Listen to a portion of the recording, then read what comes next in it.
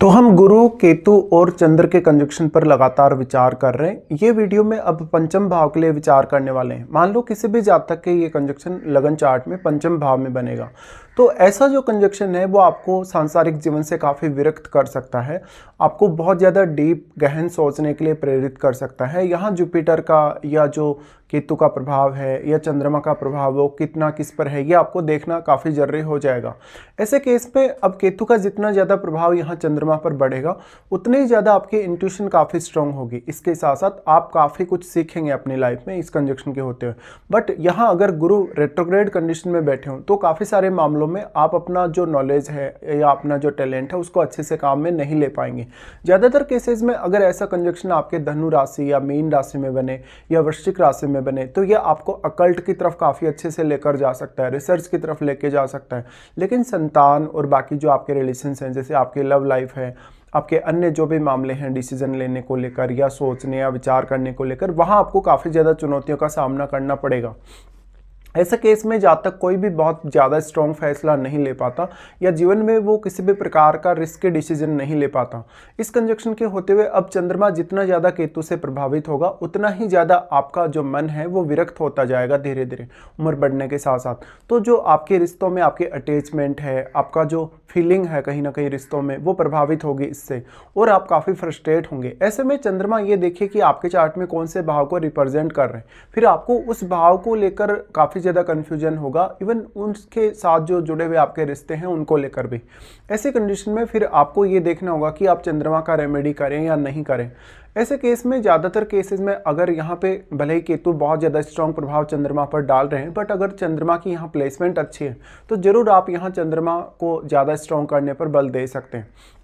But अगर आप occult का रास्ता चुनते हैं, अगर आप आध्यात्मिक रूप से ग्रो होना चाहते हैं, अपने स्टडीज़ वगैरह में काफ़ी आगे बढ़ना चाहते हैं, तो आप यहाँ केतु को भी मजबूती दे सकते हैं, केतु का भी आप रेमेडी कर सकते हैं।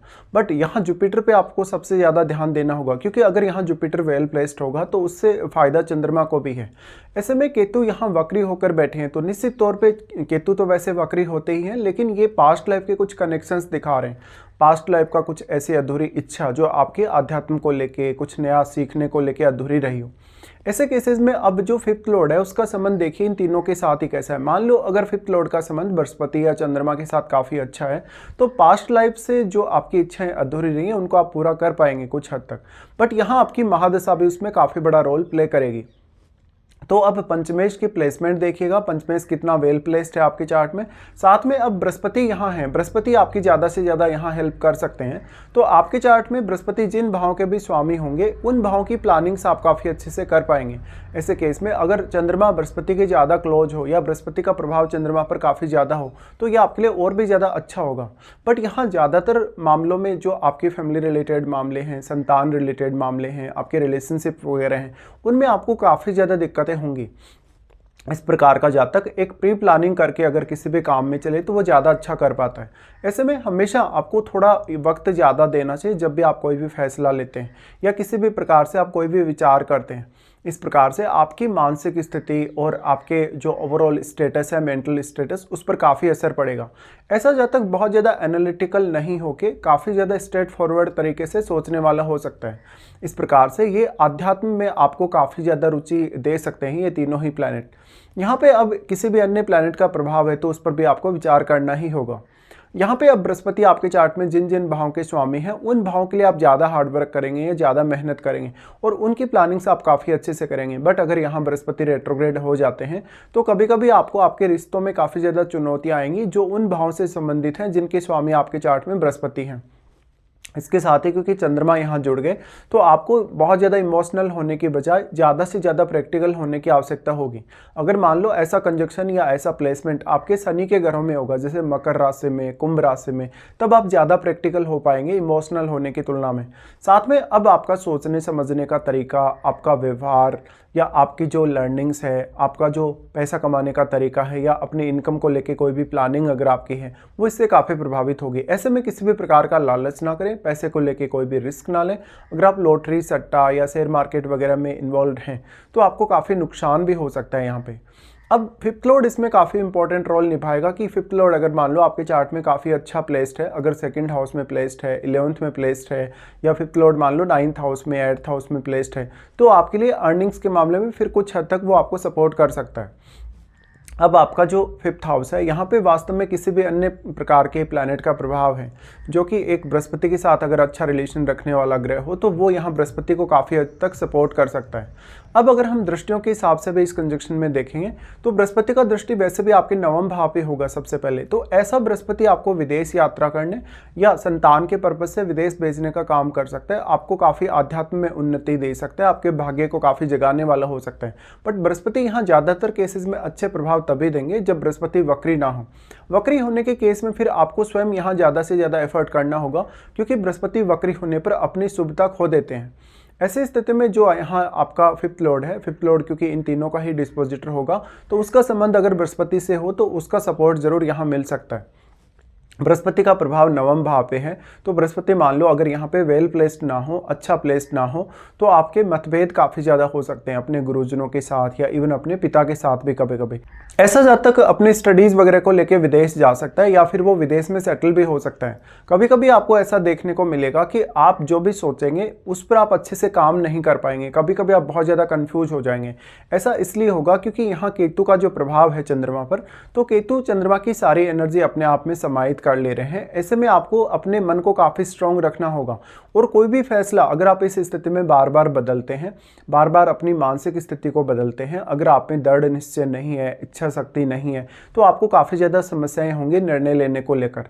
इस प्रकार से अब आपके लिए नाइन्थ लॉर्ड भी उतना ही इंपॉर्टेंट है। वैसे तो यहाँ पे अब जो बृहस्पति का प्रभाव है वो आपके 11th हाउस पे भी है, बट यहाँ राहु स्थित है, और राहु आपके 11th हाउस को काफ़ी मल्टीप्लाई भी कर रहे हैं। तो बृहस्पति अगर वक्री होकर ये दृष्टि ना डाल रहे हो, सामान्य स्थिति में बृहस्पति पंचम में बैठे हो, तब आपके लिए ज़्यादा अच्छा होगा।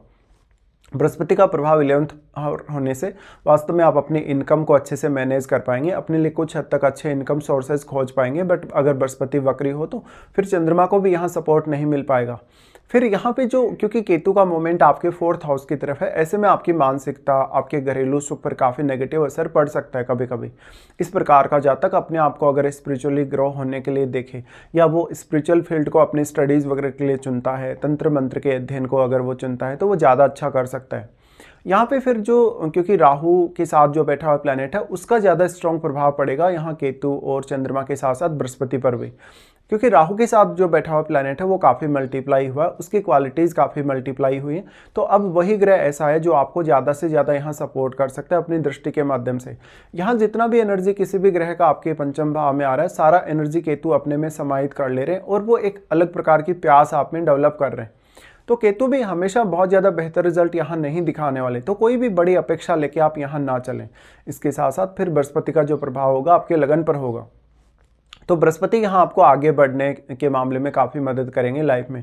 लेकिन आपका चंद्रमा केतु के कितने ज़्यादा क्लोज है, जितना ज़्यादा क्लोज आपका चंद्रमा केतु के होगा, उतना ही ज़्यादा आप अपने आप को समझ पाने में देरी करेंगे और डिसीजन लेने में भी। बृहस्पति का लगन पर प्रभाव होने से बृहस्पति आपको काफ़ी जिज्ञासु बनाते हैं, काफ़ी ज़्यादा ड्युअलिटी भी प्रदान करते हैं, क्योंकि वो ड्युअल साइन के ही लॉर्ड हैं। ऐसे में आपके मान सम्मान को, आपकी रेस्पेक्ट को बृहस्पति काफ़ी बढ़ा भी सकते हैं। लेकिन बृहस्पति अगर समय वक्री हो गए, अगर खुद वक्री स्थिति में बैठें, तो आपको काफ़ी ज़्यादा चुनौतियाँ आएंगी। अब सबसे ज़्यादा प्रॉब्लम आपको तब आएगी जब चंद्रमा यहाँ केतु के ज़्यादा क्लोज हो, या क्योंकि वैसे भी चंद्रमा यहाँ राहु की दृष्टि में है, तो आपके उन भाव को लेके आपको ज़्यादा प्रोटेक्शन की आवश्यकता है जिसका स्वामी आपके चार्ट में चंद्रमा है। और चंद्रमा जिस भाव का स्वामी, उस भाव में अगर कोई भी प्लैनेट आपके चार्ट में बैठा हो, तो उस प्लैनेट से भी आपको जरूर सपोर्ट मिल सकता है। इसके साथ साथ चंद्रमा अब छठे, 8वें या 12वें भाव का स्वामी आपके चार्ट में ना हो तो आपके लिए ज़्यादा अच्छा होगा। बृहस्पति यहाँ जस्ट आपको हेल्प कर रहे हैं, आपकी बुद्धिमत्ता को बढ़ा रहे हैं, आपकी मैच्योरिटी को बढ़ा रहे हैं, आपके ज्ञान को भी वो धीरे धीरे बढ़ाएंगे। ऐसे में कोई बहुत बड़ी अपेक्षा आपकी अगर है संतान को लेके, अपने बाकी रिश्तों को लेके, तो इसमें आपको काफ़ी ज़्यादा चुनौतीपूर्ण स्थितियाँ देखने को मिलेंगी। अब यहाँ पे आप अपनी महादशा पे विचार अवश्य करिए, क्या इनमें से तीनों में से किसी की भी आपको महादशा है, और अगर महादशा है तो वो आपको कौन से एज पीरियड में आने वाली है।